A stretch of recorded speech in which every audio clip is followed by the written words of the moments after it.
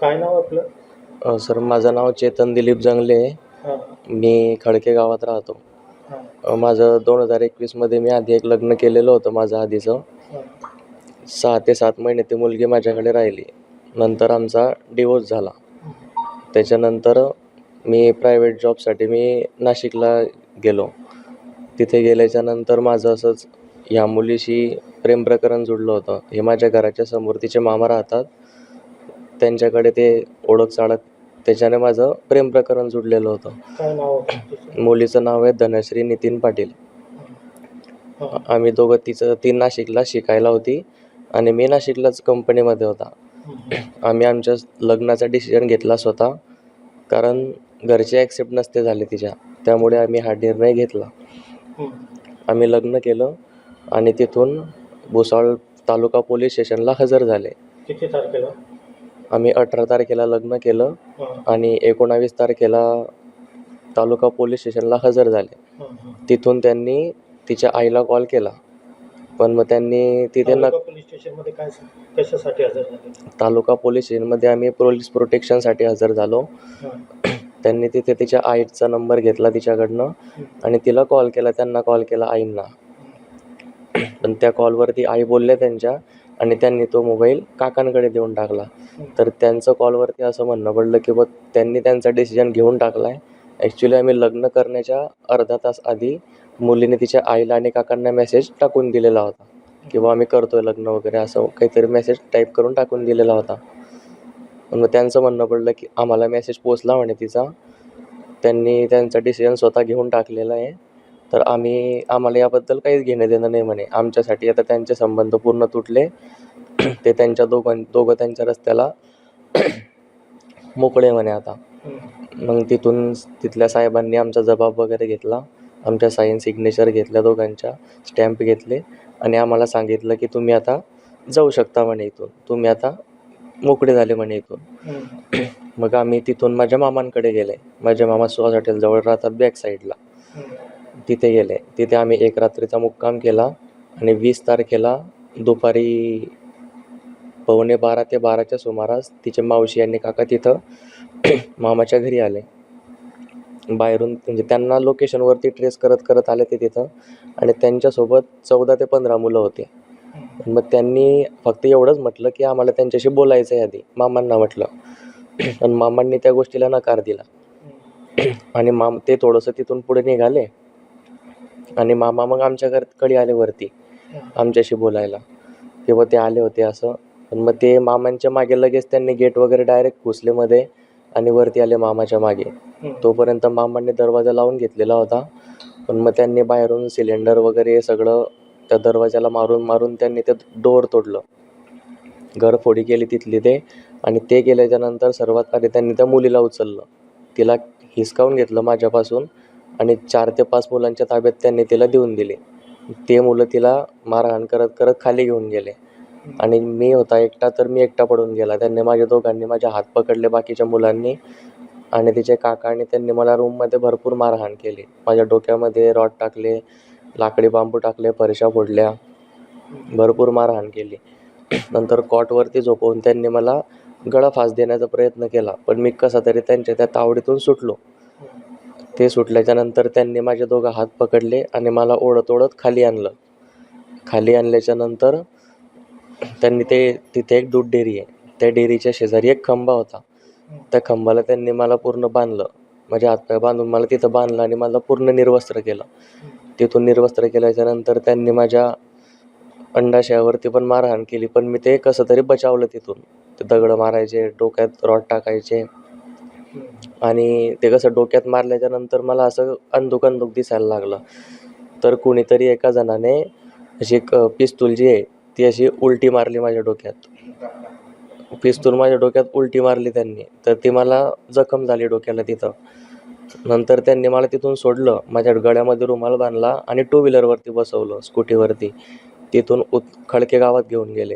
नंतर डॉक्टर बाबासाहेब आंबेडकरांच्या पुतळ्याच्या शेजारी मला त्यांनी उतरवलं बस स्टँडवरती.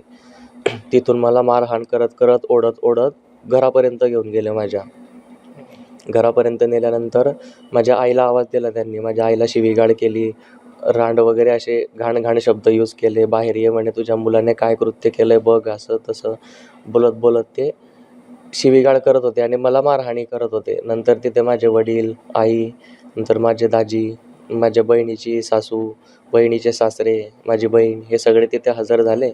तर त्यांनी त्यांना सर्वांना शिवीगाळ केली आणि माझ्या वडिलांना त्यांनी धमकी दिली की आम्ही आता तर जातोय म्हणे, जाता जाता पण आम्ही तुमचं घर आणि तुमची पूर्ण फॅमिली संपवून टाकू म्हणे, तुम्ही कोणालाच ठेवणार नाही म्हणे आम्ही. मग तिथे गावातले काही लोक मध्यस्थी झाले. तिथून त्यांनी ते मिटवलं सगळं आणि माझे आईवडील याच्यानंतर पुढच्या उपचारासाठी मला हॉस्पिटलला घेऊन आले. मग आता तुझी मागणी काय आहे? माझी मागणी अशी आहे की जे काही आरोपी आहे, तिचे काका जे आहे मनोज पाटील म्हणून, नंतर तिची मावशी आहे रुपाली पाटील उर्फ पूनम पाटील नाव आहे त्यांचं, आणि त्यांचा एक छोटा मुलगा आहे. त्यांच्या छोट्या मुलाने पण भरपूर मारहाण केली आहे. त्याचं नाव आहे तेजस पाटील. आणि एक मुलगा आहे अजून कोमल पाटील नावाचा. असे हे 4 ते 5 जण होते आणि त्यांच्यासोबत जे होते बाकीचे, त्यांचे नाव वगैरे मी त्यांना काही एवढं ओळखत नाही, फक्त या 4 जणांना ओळखतो. तर माझी मागणी एवढीच आहे की यांच्यावरती कठोर ते कठोर कारवाई झाली पाहिजे. कारण समाजामध्ये आज भरपूर लग्न होत राहतात. लग्न करणं हे गुन्हा नाही आहे. दोघंही आम्ही सज्ञान होते, म्हणजे आम्ही दोघंही एज कंप्लीट होता आमचा. आम्ही स्वतःचा डिसिजन आम्ही स्वतः घेतलेला होता. तर एकच मागणी आहे माझी की हे जे आरोपी आहे यांच्यावरती एकदम कडक कठोर कारवाई झाली पाहिजे सरकार मान्य. मग आता तुझी जे बायको आहे ती कुठे आहे आता? ते घेऊन गेलेले होते तिला, हां. पण पोलिसांनी तिला इकडे हजर केली, म्हणजे बोलवलं तिला इथे. आणि तिच्याकडूनही त्यांनी तिला सोमवारी कोर्टामध्ये जायची परवानगी घेतली आहे. त्याचं काय म्हणणं पडतं कोणाचं? तुझी पत्नीचं? त्यांचं काहीच म्हणणं नाही आहे. त्यांचं म्हणणं आहे की मलाही सोबतच राहायचं आहे. त्यांचं झालं माझ्याशी बोलणं त्यांचं. मग पोलिसांनी काय सांगितलं तुम्हाला जेव्हा तुम्ही पोलीस कंप्लेंट वगैरे केली? पोलीस कंप्लेंट केल्याच्या नंतर त्यांनी माझा पूर्ण जबाब घेतला, पूर्ण घटनेची छाळबीड केली. नंतर त्यांनी पंचनामा केला आणि पंचनामा केल्याच्या नंतर मला इथे हॉस्पिटलला दाखल करण्यात आलं. पहिल्या 20 तारखेला तुम्ही गेले होते तालुका पोलीस स्टेशनमध्ये, हो. तेव्हा काय कंप्लेंट दिलं होतं? तेव्हा आम्ही कंप्लेंट केली होती की आम्ही लग्न करून इथं आलेले आहे, तर आम्हाला असं प्रोटेक्शन हवं आहे बुवा. मग त्यांनी तिच्या आईंना कॉल केला आणि त्यांना कळवलं, पण ती यायला त्यांनी नकार देऊन दिला. मग त्यांनी नकार दिल्यानंतर साहेबांनी त्यांना फक्त कॉलवरती सांगून दिलं की बा ठीक आहे, आमचं कर्तव्य होतं कॉल करायचं, आम्ही ते केलं आहे. त्यांना फक्त यापुढे काही त्रास झाला नाही पाहिजे एवढं बोलून त्यांनी फोन ठेवला. आमचा जबाब घेतला दोघांचा. त्यांची नोंद केली की बा तिच्या आईवडिलांना आईंना काकांशी बोलणं करून त्यांचं असं म्हणणं पडलं की यायचं नाही आहे, त्रास देणार नाही वगैरे असं, आणि आमची साईन वगैरे घेऊन त्यांनी आम्हाला तिथून पाठवून दिलं. मग आज रोजी तुला काय हे होतं तब्येतमध्ये काय? आज रोजी माझी तब्येतची अशी की माझं डोक्याला मारा लागलेला आहे, त्यामुळे मला उठल्यानंतर चक्कर येतात भरपूर, म्हणजे काहीच दिसत नाही मला, पूर्ण अंधारं दिसतं. नंतर माझे उठलं जात नाही, माझ्याने कमरेवरती मारा मारला आहे त्यांनी, तर उठायला प्रॉब्लेमच होतो आहे, म्हणजे बसता नाही येते माझ्याने. आणि हात त्यांनी पूर्ण डॅमेज केले, खांद्यांवरती मार दिला आहे. तर एका हाताची माझी पूर्ण हड्डी तुटलेली आहे, त्याचं ऑपरेशन सांगितलं आहे डॉक्टरांनी. आणि पायावरती पण त्यांनी, मांड्यांवरती, पोटऱ्यांवरती, पायांवरचे जे पुढचे घुटणे आपले त्यावरती त्यांनी मारहाण भरपूर. माझ्या मुलाचं आधी लग्न झालेलं होतं, मग त्याचा डिवोर्स झाला, म्हणजे ते काही मान्य नव्हतं, तर डिवोर्स झाला. डिवोर्स झाल्याच्या नंतर त्याचं हे वशीर आम्हाला माहीत नव्हतं. मग त्याचा आम्हाला फोन आला की मी लग्न केलं. तर मग आम्ही विचारलं त्याला की कुठं केलं, मग त्याने सांगितलं की नाशिकला केलं. ते माझ्या जवळजवळ सांगितलं त्याने. त्या जवळने आम्हाला फोन केला की मी लग्न केलं म्हणून. तर आम्हाला असं वाटलं की तू असं करायला नको होतं. मग त्याने लग्न केलं असं माहीत पडलं. मग तो पोलीस स्टेशनला आला. पोलीस स्टेशनला आल्याच्यानंतर त्यांनी तक्रार नोंदवली आणि त्याच्यानंतर त्यांनी तक्रार नोंदवल्याच्या बाद आम्हाला तिच्या मम्मीला आणि त्यांना कॉल केला. ते तिथं आले नाही. मम्मीने तिच्या काकांजवळ मोबाईल दिला. तिचे काका बोलले की माझा तिचा काही संबंध नाही राहिला. ते तिच्या मार्गाला मोकळी झाली, आम्ही आमच्या मार्गाला मोकळे झाले. मग घटना अशी घडली की माझ्या मुलाने माझ्या मावस भाऊला फोन केला की मी तुमच्याकडे येतो मामा. मग तो बोलला की ये म्हणे बेटा, आला तर ये म्हणे, 2 दिवस राहा आणि मग जा तू घरी. म्हणजे पोलिसांनी त्याला सांगितले की तू गेला तरी चालेल म्हणे, आता तू सेफ आहे म्हणे. मग तो सेफ जो होता ना, मग सेफ असल्याकारणाने तो तो जर सेफ होता तर तिथं ते यांना जायची गरज नव्हती. तुम्ही पोलीस स्टेशनला यायचं होतं ना. पोलीस स्टेशनला हे गेले नाही. मग माझ्या भाऊच्या घरी गेले आणि तिथं त्याला माझ्या भाऊला बी विचारले त्यांनी की मला त्यांच्याशी 2 शब्द बोलायचे आहे. मग 2 शब्द बोलायचे होते तर त्याने जाऊ दिलं नाही. त्यांनी सांगितलं मग मी हे मान्यता नाही देत की बोलायचं आहे म्हणून. मग त्याने असे सांगितलं की त्याने ते चालले गेले. मग म्हणजे खाली उतरून बाहेर निघून गेले आणि माझा भाऊ याला सांगायला वरती जायला लागला तसे ते त्याच्या मागे बाहेर गेले, मागे गेले आणि त्याला घट्ट पकडून गॅसची हंडी बाहेर होती, त्या हंडीने दरवाजा तोडून तिला तिच्या काकाने बाहेर फेकले 4-5 मुलांच्या ताब्यात. तशी तिला डायरेक्ट बाहेर गायब केली आणि माझ्या भाऊला 4-5 मुलांनी घट्ट पकडलेलं होतं आणि माझ्या मुलाला त्यांनी खूपच मारहाण केली मध्ये. मग असं जेव्हा तो त्यांच्या तावडीतून सुटला माझा मावस भाऊ, तेव्हा त्याने आम्हाला कळविले की तुझ्या मुलाला खूप मारताय म्हणे, तर तुम्ही या म्हणे. मग आम्ही तिथून निघालो. तोपर्यंत ते त्याला घेऊन बाहेर निघाले. बाहेर त्याने निर्वसन करून त्याला गाडीवर गावामध्ये आणत होते. मग त्यांनी गावामध्ये आणलं. मला गावामधून एका व्यक्तीचा फोन आला की तुमच्या मुलाला खूप मारताय तर तुम्ही इकडे या. मग आम्ही सुहास हॉटेलकडे जात असताना आम्हाला माहीत पडलं की खडक्याला मारताय म्हणून. तर आम्ही तिथून रिटर्न गाडी केली आणि गावात गेलो तोपर्यंत ते आमच्या घरापर्यंत पोचले होते. पोचल्याच्या नंतर ते माझ्या घराकडे बघून मला म्हणत होती, ओ राण बाहेर आहे म्हणे, तुझ्या मुलाने काय कृत्य केलं आहे ते बघ म्हणे. माझ्या मुलीचं काही चुकी नसताना तुझ्या मुलाने माझ्या मुलीशी लग्न केले. त्याने माझ्या मुलीला भूर दिली होती असं घाण शिव्या देऊन तिने आमच्यावर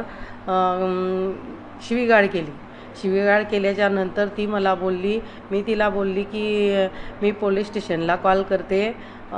तर मला बोलली की तू पोलीस स्टेशनला कॉल करते का, कर म्हणे. माझी गैची धरून मला फाशी द्यायचा प्रयत्न केल्याच्या बाद तिने मला 2 कानात पण मारल्या. मध्ये येणारे बोलायला लागले तर त्यांना पण ती धमकी द्यायला लागली की कोणी जर मध्ये आलं तर मी त्याला मारून टाकीन म्हणून.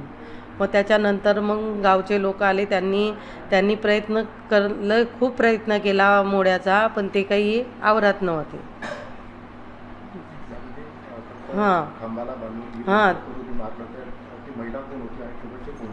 ते आपल्या सोनाली उर्फ रुपाली मनोज पाटील आणि मनोज पाटील आणि त्यांचा मुलगा तेजस मोहन मनोज पाटील. आणि तिथं अजून म्हणजे माझ्या दारी जे बोलत होते ते एवढं थोडं झाल्याच्या नंतर तिची मामी, तिची आई आणि तिचा भाऊ तर नव्हता, तिचा भाऊ काही नव्हता, पण तिची आई आणि तिची मामी होती. बस त्यांनी आम्हाला खूप शिवीगाळ केली आणि ते आम्हाला खूप बोलले की आम्ही तुमचं घर जाळून टाकू, आम्ही तुम्हाला खल्लास करून टाकू, असे खूप बोलले. आम्हाला दुसरं काहीच म्हणायचं नाही सर, की आम्हाला माझ्या मुलाचा न्याय मिळाला पाहिजे. फक्त माझ्या मुलाची एवढी इज्जत त्यांनी घालवली ना. आम्ही इतके गरीब लोक आहे की खूप त्या गरीब लोकांचा त्यांनी आमचा जास्त फायदा उचलला. 18 तारखेला भुसावळ बाजारपेठच्या हद्दीत जो आता प्रकार झाला त्याच्या बाबतीतली पार्श्वभूमी आहे 18 तारखेची. 18 तारखेला संबंधित जो पीडित तरुण आहे त्यानं आणि त्या तरुणीनं लग्न केलं होतं नाशिकला. दोघंही मेजर आहेत, 18 वर्षाच्या पुढचे आहेत, एकाच समाजाचे आहेत. त्यांनी लग्न केलेलं होतं नाशिकला. तिथंच मुलगी शिक्षण घेत होती आणि मुलगा पण तिथं एका कंपनीमध्ये नोकरीला होता. लग्न 18 तारखेला केल्यानंतर 19 तारखेला ते भुसावळ तालुका पोलीस स्टेशनला हजर झाले होते. हजर झाल्यानंतर त्यांनी तिथं डिक्लेरेशन दिलं होतं की आम्ही लग्न केलेलं आहे, आम्ही सज्ञान आहोत. आणि त्यानंतर पोलीस स्टेशनवरून संबंधित मुलीच्या कुटुंबियांना कळवण्यात आलेलं होतं की असं मुलीनं लग्न केलेलं आहे. त्यावेळेस त्यांनी आपल्याला पोलीस स्टेशनला कळवलं की आमच्या काय लुकआउट नाही, त्याला करायचं ते त्यांनी करू दे. ते झाल्यानंतर मुलगाच्या मामा राहतात भुसावळमध्ये, त्याच्या घरी 19 तारखेला ते मुक्कामी गेलेले होते, दोघंजण, मुलगा आणि मुलगी. 20 तारखेला सकाळी 11:30च्या दरम्यान ते मुलाच्या मामाच्या घरी संबंधित मुलगी आहे, त्या मुलीची मावशी, तिच्या मावशीचे हजबंड, त्याचा मुलगा आणि इतर नातेवाईक आलेले होते आणि त्यांना मुलीशी बोलायचं आहे म्हणून त्यांनी सांगितलं. मुलीशी बोलायचं आहे म्हटल्यानंतर तो बोलून घेऊन येतो म्हटला वरून, असं मामाने सांगितलं. त्यानंतर ते वर गेलेलं असतानाच हे पण त्याच्या पाठीमागे येऊन त्यांनी तिथं मुलीला बाहेर काढून मुलीला मारहाण केली. मुलीला घेऊन ते गेलेले होते तिथून कन्हाळा या ठिकाणी. तिथून मग परत ते घेऊन ते फरार झालेले होते आरोपी. मुलाला त्यांनी, तरुणाला त्या मारहाण केली.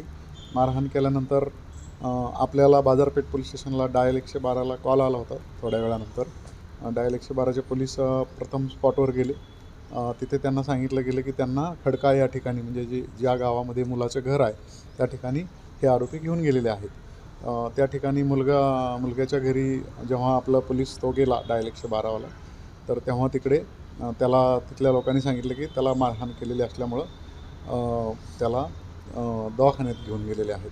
मग हे सगळं समजल्यानंतर हॉस्पिटलमध्ये पण आपण चौकशी केली होती, तर ते कंप्लेंट द्यायला पोलीस स्टेशनला येतो म्हणून त्यांनी सांगितलं. त्यानंतर आपल्याला बाजारपेठ पोलीस स्टेशनला हे समजलं होतं की त्याला कपडे काढून मारहाण केलेली आहे. त्यानंतर मग त्या खडकात गावातले आणि इतर ऑन द वे जे CCTV आहेत ते फुटेज आपण चेक केले, तर त्याच्यामध्ये ही घटना आपल्याला आढळून आली होती.